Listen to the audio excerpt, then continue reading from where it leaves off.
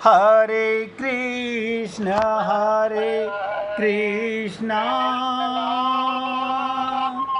कृष्ण कृष्ण हरे हरे, हरे राम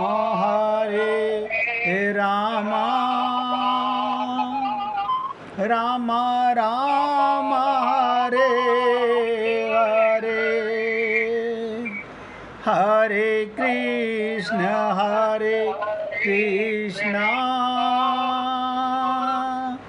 कृष्ण कृष्ण हरे हरे, हरे राम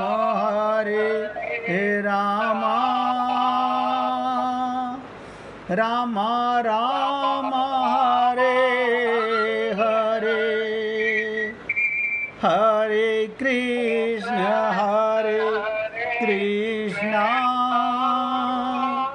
कृष्ण कृष्ण हरे हरे, हरे राम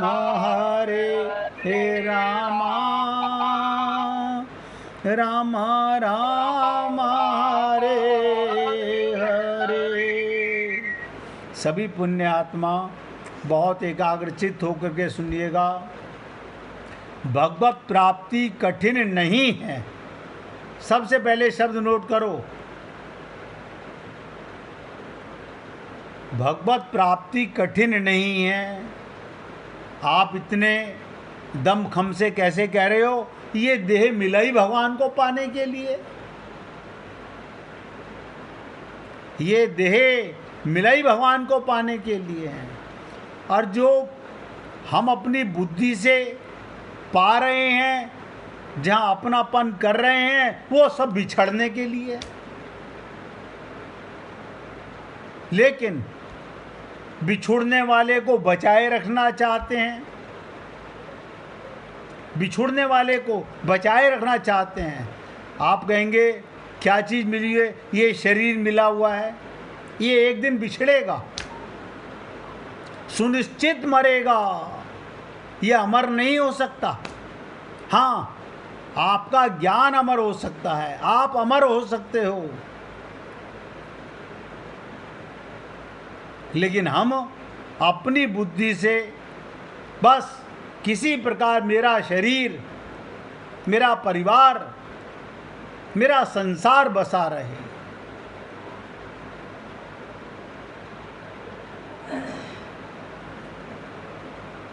जय दयाल गोइनका जी कहते थे, कलयुग में बहुत से भक्त हुए हैं। इसी कलयुग में, मैं कोई त्रेता युग की, द्वापर की, सतयुग की बात नहीं कर रहा हूँ। नरसिंह भक्त, सूरदास, तुलसीदास, अरे यहाँ तक भगवान गौरांग महाप्रभु,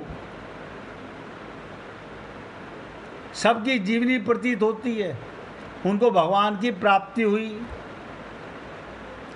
तो वो क्या चीज है?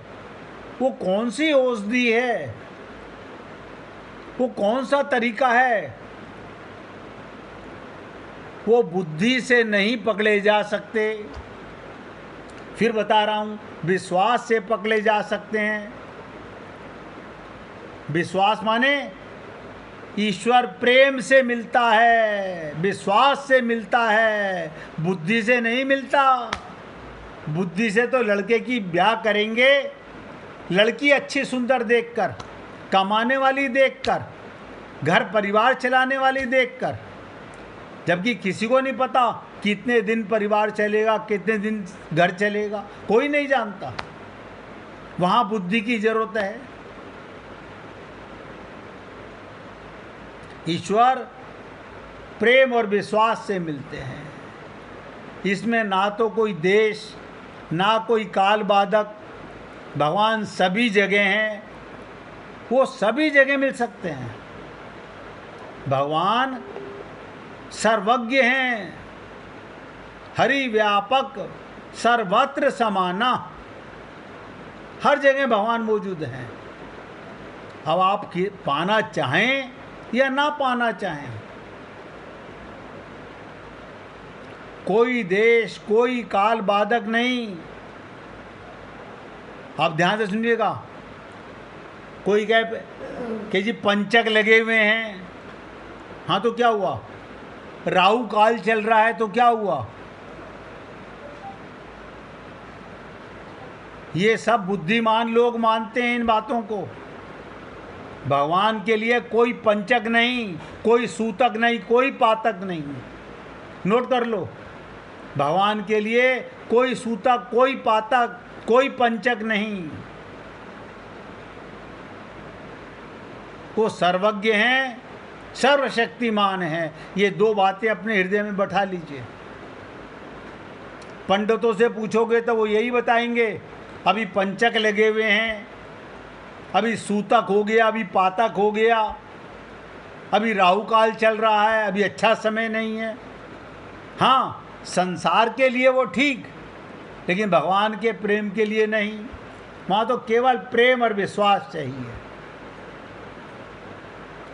तो जयदयाल उनका जी कहते थे, भगवान सभी जगह हैं, सभी जगह मिल सकते हैं।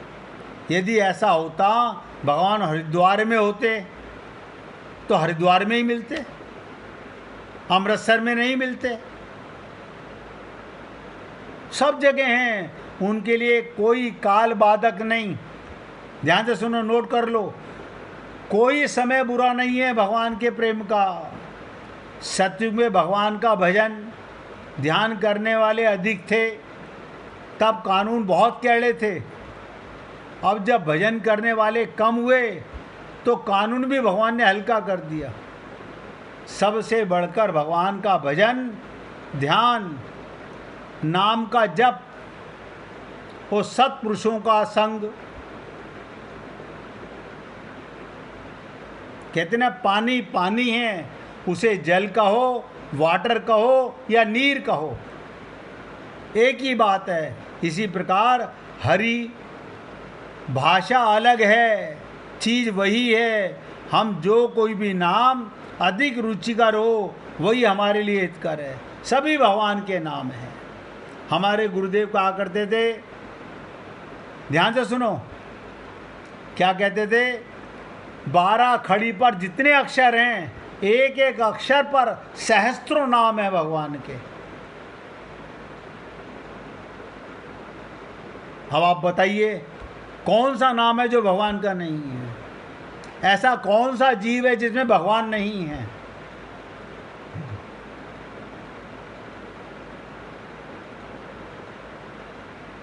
जो निराकार के उपासक हों उनके लिए ओम नाम बताया गया, जो राम के उपासक हों उनके लिए राम, जो कृष्ण के उपासक हों उनके लिए कृष्ण नाम बताया गया। वस्तु दो चीज नहीं है, एक ओंकार, वो एक ही है, वही राम, वही कृष्ण। मैं तो यहाँ तक कह रहा हूँ, वही जीसस, वही अल्लाह, वही सब कुछ है। एक सच्चिदानंद घन परमात्मा कभी विष्णु रूप में, कभी राम रूप में, कभी कृष्ण रूप से प्रकट होते हैं। विष्णु सहस्त्र नाम में भगवान विष्णु के 1000 नाम लिखे हैं। चाहे जिस नाम से उन्हें पुकारो, जिसको जिस नाम से प्राप्ति होती है, प्रेम प्रकट होता है, वो उसी नाम को श्रेष्ठ मानते हैं। नाम सब भगवान के हैं। अब मिश्री किसी प्रकार से खाओ, आप बताओ, मुंह में मीठा ही होगा, ये बात अवश्य है। माला पर जप करने से, संख्या की गिनती रखने से नाम जप अधिक हो सकता है, किंतु हर काम करते समय नाम जप करते रहो। और कल मैंने आपसे निवेदन किया था, नाम जप ऐसा करो कि आप कान से उसे सुन सको, यानी मन वहाँ लगा रहे। वरना जो मैंने देखता हूँ संसार में, वो क्या करते हैं, माला तो हाथ में घूमती रहती है और संसार की चर्चा करते रहते हैं। इसका सबसे सरल और सटीक उदाहरण गोपियाँ हर एक पदार्थ में, बताओ, गोबर में भी कृष्ण को देख लेती हैं। आप बताओ क्या सोचोगे आप लोग? गोपियां हर एक पदार्थ में भगवान का दर्शन किया करती हैं, काम करते समय भी, काम नहीं करते समय भी। हरि व्यापक सर्वत्र समाना। भगवान के प्रेमी निर्बल नहीं होते, वो सब कुछ कर सकते हैं, भगवान उनके अधीन हो जाते हैं, भगवान भक्त के अधीन हो जाते हैं। दुर्वासा ऋषि भगवान के पास गए, अपना अपराध क्षमा करने के लिए प्रार्थना की। भगवान ने कहा, ये मेरे हाथ में नहीं, मैं तो भक्त के अधीन हूँ, आप अम्बरीश के पास जाओ। हजारों मनुष्यों में कोई एक पुरुष ही भगवान की प्राप्ति के लिए प्रयत्न करता है, हजारों में से कोई एक प्रयत्न करता है। उन भक्तों में भी किसी एक भक्त के अधीन भगवान हो जाते हैं। भगवान की प्राप्ति कठिन नहीं। अब ध्यान से सुनिएगा, विश्वास बर्तन है। हनुमान जी ने क्या कहा, नाई निवृत्ति मात्र विश्वासा। आप तो गुरु क्या तैयार करता है, केवल आपका पात्र बर्तन तैयार करता है। और मैंने आपको कहा कि बुद्धि है संसार के लिए, और श्रद्धा और प्रेम विश्वास ये गुरु और भगवान के लिए। ये मेरे कहने से नहीं, आप अपने हृदय में झांक कर देखो। आज भी आपको इतना भगवान पर भरोसा नहीं जितना अपने घर परिवार के रिश्ते नातों में है। अपने धन में कितना विश्वास है, यह आप भली प्रकार सोच सकते हैं। मैं संत की तो बात ही नहीं कर रहा, संत तो थर्ड कैटेगरी में हो गए। गुरु पर विश्वास करने वाले तो हजारों में से कोई एक होता है। भगवान को भी हम सेकंड कैटेगरी में मानते हैं। सबसे पहले अपनी काया के संबंध में हमारा विश्वास होता है। इसलिए हे पुण्य आत्माओं, आज मौका है, आपसे निवेदन करूंगा, सही चीज का सही जगह पर इस्तेमाल कीजिए। ये बुद्धि मिली है संसार के लिए, और श्रद्धा और विश्वास मिली है गुरु और भगवान के लिए।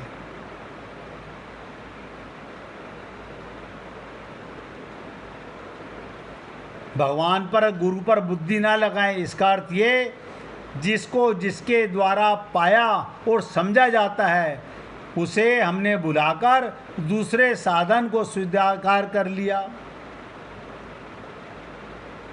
सब साधन वो बना लिए जो बुद्धि से होते हैं भगवान के लिए। हम पूजा करते हैं, हम मंदिर जाते हैं, हम जप करते हैं, हम तप करते हैं, हम व्रत करते हैं। किससे करते हो? अपनी बुद्धि से करते हैं। पर सुग्रीव ने ऐसा नहीं किया। उन्होंने उन्हीं पर विश्वास किया जिन पर विश्वास किया जाना चाहिए। क्या मतलब? उन्होंने हनुमान जी पर, वैराग्य पर, शंकर के अवतार पर विश्वास किया। सच्चा विश्वास यही होता है। जहां जीवन में कोई कामना और वासना नहीं, लोभ या अन्य किसी विकार का अंतःकरण में कोई कलुषित ना हो। इसलिए अब जो बात बताने जा रहा हूं उसे बहुत एकाग्रचित्त होकर सुनिएगा। जब निष्काम भाव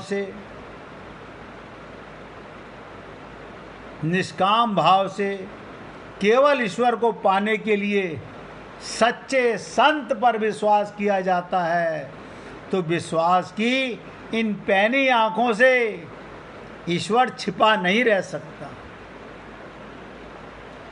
जिसे कहा गया कि घूंघट के पट खोल री तोए पिया मिले। वो पैनी आंख,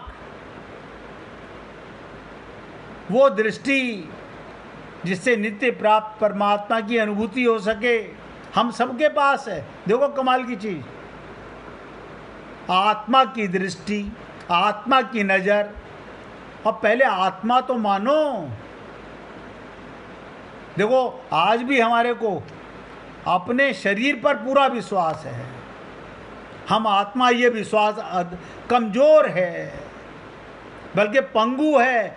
ये तो अपाहिज है कि हम आत्मा हैं। हमारे को पूर्ण विश्वास है, मैं स्त्री हूं, मैं पुरुष हूं, मैं ब्राह्मण हूं, मैं क्षत्रिय हूं, मेरा ये गोत्र है, मेरा ये काम है।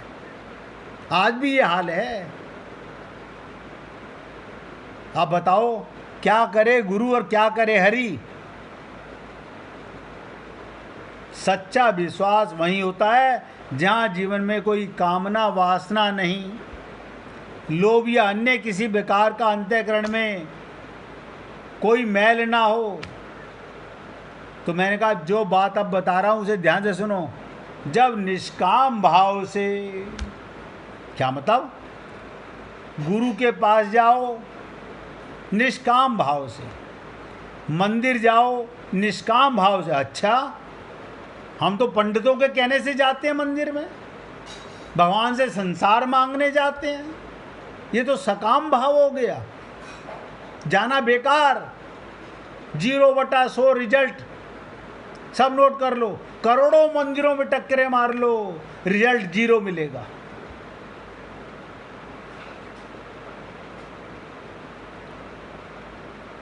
एक गोपी कहती है ना, मैं ढूंढ फिरी जग सारा, मोए मिला ना प्रीतम प्यारा। मैं कुंजन कुंजन भटकी। लेकिन आप और हम लोग भटकने में विश्वास करते हैं। क्यों? वो सरल नजर आता है, हमें बड़ा सरल नजर आता है। जब निष्काम भाव से केवल ईश्वर को पाने के लिए सच्चे संत पर विश्वास किया जाता है, तो विश्वास की इन पैनी आंखों से ईश्वर छुप नहीं सकता।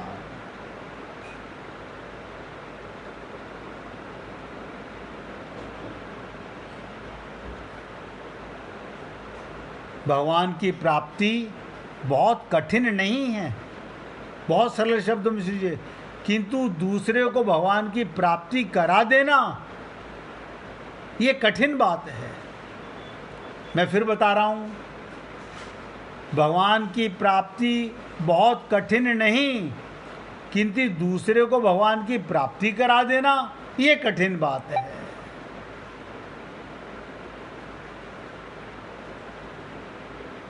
अब आप देखिएगा, मैंने आपसे निवेदन किया है, बुद्धि का उपयोग, मन का उपयोग, चित्त का उपयोग किसके कहाँ करना है? संसार में, परिवार में। और विश्वास और श्रद्धा कहाँ करनी है? हरि और गुरु में। बस कसौटी है, अगर जीवन में उतर जाए हम माला माल हो जाएंगे। हनुमान जी ने जब दोनों राजकुमारों का परिचय पूछने के लिए ब्राह्मण का वेश बनाकर गए, आपने रामचरितमानस में सुना होगा, वो जब भगवान राम के सामने जाकर खड़े होते हैं और उनकी ओर देखते हैं तो वे प्रभु को सिर झुकाकर प्रणाम करते हैं। बताइए, भगवान राम को हंसी आ गई, क्योंकि संत महात्मा एक्टिंग नहीं कर सकते। संत महात्माओं को एक्टिंग नहीं आती।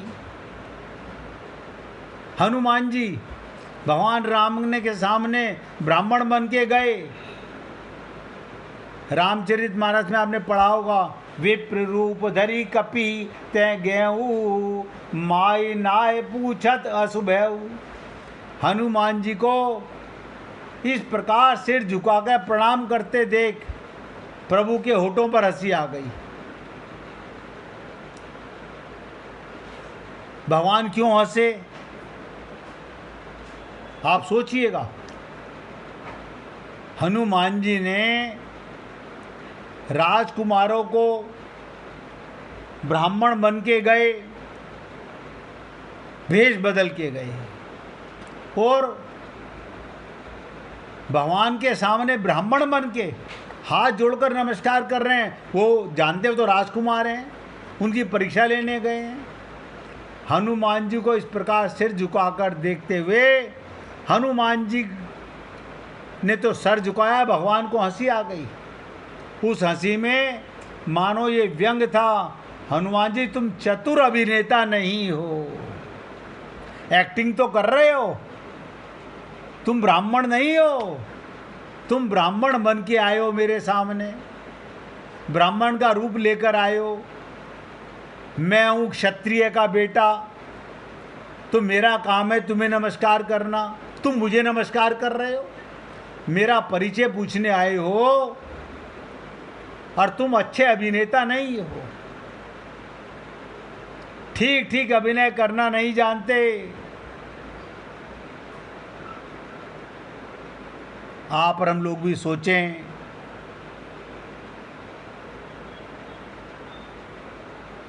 जब तक हम अपने को शरीर मानते रहेंगे, हम संसार में एक्टिंग बहुत अच्छी कर सकते हैं, बहुत अच्छी कर सकते हैं, लेकिन गुरु और भगवान के सामने एक्टिंग नहीं चलती। देखो हनुमान जी ने एक्टिंग की, अभिनय किया, भगवान राम ने पकड़ लिया। अब आप भी 1 मिनट भगवान का कीर्तन करो, उसके बाद चर्चा करेंगे। रघुपति राघव